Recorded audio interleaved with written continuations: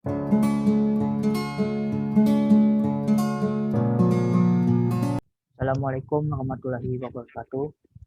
Jadi hari ini kami ingin mempresentasikan materi tentang ROM, EEPROM, dan flash memory. Dengan saya Ahmad Suhaimi dari Prodi S1 Informatika angkatan 2020. Silakan Ayudhya perkenalan diri. Nama saya Yudi Eka Nurani dari Prodi S1 Informatika. Jadi materi yang ingin kami jelaskan hari ini ada pengertian EEPROM dan flash memory, fungsi EEPROM dan flash memory, kerja EEPROM dan flash memory, jenis-jenis flash memory. Kita mulai dari pengertian EEPROM dan flash memory. Pengertian EEPROM. EEPROM adalah singkatan dari Electrical Erasable Programmable Read-Only Memory dan diucapkan double EEPROM atau EEPROM. Ini adalah nama panjang untuk sebuah chip kecil yang menyimpan bit kode data yang dapat ditulis ulang dan dihapus oleh muatan listrik. 1 bit setiap kalinya datanya tidak bisa selektif ditulis ulang. Seluruh chip harus dihapus dan ditulis ulang untuk memperbarui isinya. Pengertian flash memory. Flash memory adalah media penyimpanan yang berjenis non-volatile, yang berarti memerlukan power untuk menjaga keberataan data.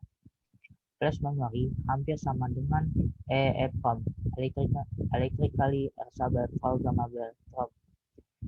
Kapasitas memorinya pun beragam, mempunyai kemampuan transfer data untuk penulisan mencapai 88 Mbps, sedangkan untuk pembacaan mencapai 5 Mbps. Cara ilmuwan membuatnya menjadi sistem penyimpan data portable disket, maka sering disebut flash disk. Tipe lain dari flash memory bisa digunakan dalam perangkat portable yang dikendalikan oleh baterai, MP3 player, phone seluler, kamera digital, dan lain-lain. Fungsi EEPROM dan flash memory. Fungsi EEPROM adalah banyak yang digunakan dalam komputer dan peralatan elektronik lain untuk menyimpan konfigurasi data pada peralatan elektronik. Kapasitas atau daya tampung simpan-nyimpannya sangat terbatas. Dengan kemunculan EEPROM, produsen juga bisa mengupdate program BIOS itu sendiri. Di masa lalu, ini tak mungkin dan chip BIOS ketinggalan zaman, berarti harus mengganti chip dengan mendapatkan motherboard yang lebih baru. Chip BIOS yang dapat di-upgrade menggunakan kemampuan ini disebut flash BIOS. Karena EEPROM diperbarui menggunakan muatan listrik atau baterai. Fungsi flash memory. Kepadatan tinggi NAND juga harus diprogram dan dibaca dalam blok atau halaman, sedangkan tip and out memungkinkan sebuah kata mesin tunggal bit yang akan ditulis atau dibaca secara independen.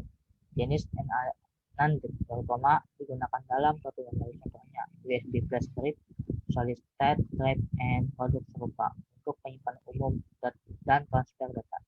Jenis NOR yang memberikan akses acak yang benar dan langsung mengeksekusi kode, digunakan sebagai pengganti EEPROM dan yang lebih tua dan sebagai alternatif untuk beberapa jenis aplikasi ROM.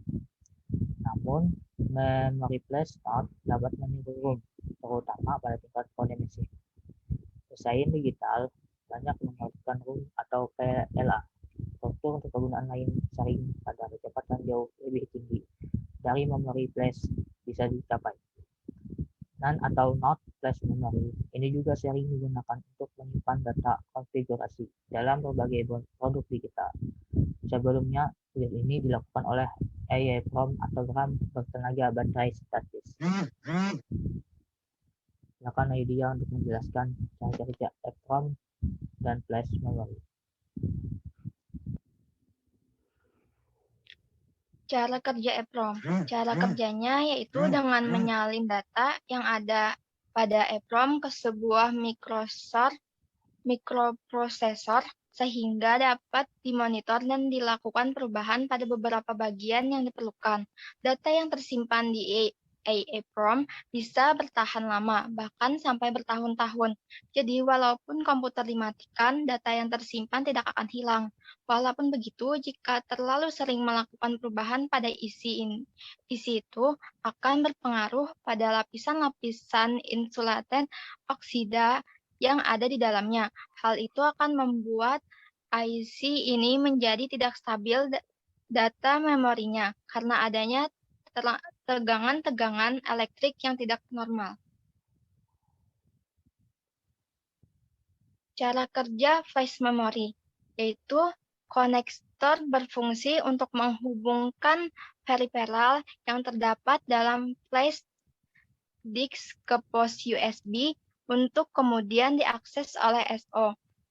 Pengontrol penyimpanan memori berfungsi mengontrol dan menyediakan penghubung ke alat flash disk yang bertugas menjaga kestabilan perangkat. Pengontrol berisi suatu mikroprosesor berukuran kecil dan hampir sama dengan RAM. Lalu poin tes ini bekerja selama perangkat mengecek dan mengirimkan kode ke mikroprosesor. Setelah kita membuat suatu file dan menyimpan di flash disk, maka bagian ini adalah tempat penyimpanan datanya. Biasanya juga digunakan di dalam kamera digital. Perangkat ini menghasilkan 12 MHz sinyal dari perangkat utama dan mengendalikan keluar data perangkat sampai sebuah tahap penguncian.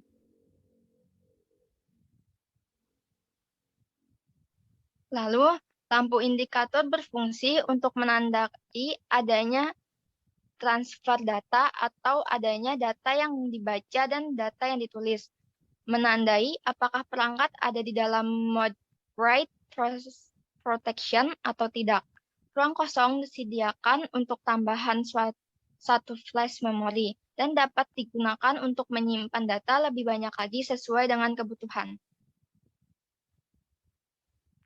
Jenis-jenis flash memory, yaitu Secure Digital Card, Mini Secure Digital Card, Compact Flash, dan Smart Media. Saya ingin menjelaskan tentang Secure Digital Card SD card. Disingkat sebagai WSD, bisa digunakan pada perangkat portabel seperti video record digital, kamera digital, komputer tablet, ponsel, dan lain-lain. Mini Secure Digital Card Mini SD. Ini populer digunakan pada ponsel fungsi dasar dari Mini SD. Tidak berbeda dari SD card. 3. Compact Flash. Compact Flash memiliki ukuran yang jauh lebih besar jika dibandingkan dengan jenis lain dari memori flash. 4. Smart Media. Jenis kartu memori flash ini diperkenalkan di pasar oleh Toshiba pada tahun 1995. Namun saat ini mungkin sudah menjadi usang bagi perangkat baru. Silakan Alia untuk menutup. Oke, terima kasih atas semua perhatiannya. Maaf apabila ada kesalahan. Jika memiliki pertanyaan, silahkan komen di kolom komentar. Terima kasih. Wassalamualaikum warahmatullahi wabarakatuh.